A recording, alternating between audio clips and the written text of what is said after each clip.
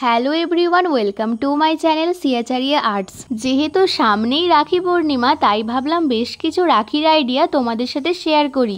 প্রথম রাখিটা আমি একদম সিম্পল আর সহজের মধ্যে বানাচ্ছি। তার জন্য নিয়েছি বেশ কিছুটা উল আর কিছু বিডস, আর নিয়েছি একটা ছোট্ট স্টিকার। তোমরা তো জানোই আমার চ্যানেলে এই ধরনের আর্ট অ্যান্ড ক্রাফটের ভিডিও রেগুলার আসতে থাকে, তাই যারা চ্যানেলটা এখনো সাবস্ক্রাইব করোনি, সাবস্ক্রাইব করে বেল আইকনটা প্রেস করে দিও, তাহলে আমার প্রত্যেকটি নতুন ভিডিওর আপডেট কিন্তু সবার আগে তোমাদের কাছে পৌঁছে যাবে। আর এখন যে রাখির আইডিয়াটা শেয়ার করছি, এটা কিন্তু সম্পূর্ণ অরিজিনাল ফুল দিয়ে বানানো। তোমরাও চাইলে কিন্তু বাজার থেকে রাখি না কিনে এভাবেই হাতে বানিয়ে নিজের দাদা বা ভাইকে রাখি পরাতে পারো। আর হাতে বানানো যে কোনো জিনিসই একটু অন্যরকম হয়। আর এই যে চকলেট গুলো দেখছো, আগে কিন্তু এগুলো মেলায় অনেক কিনতে পাওয়া যেত, কিন্তু এখন বেশিরভাগ দেখি ট্রেনেই পাওয়া যায়। সেদিন বাড়ি ফেরার পথে এক প্যাকেট কিনেছিলাম, জানি না কি করবো ভেবে কিনেছিলাম। তারপর মনে হলো এটা দিয়ে যদি রাখি বানানো যায় তাহলে কেমন হয়। আর চকলেট গুলো দেখতেও বেশ কালারফুল, তাই জন্য রাখি বানানোর পরও বেশ দেখতে সুন্দর লাগছে। এবার চলো আবার কিছু অরিজিনাল ফুল দিয়ে একটা রাখি বানানোর ভিডিও শেয়ার করি।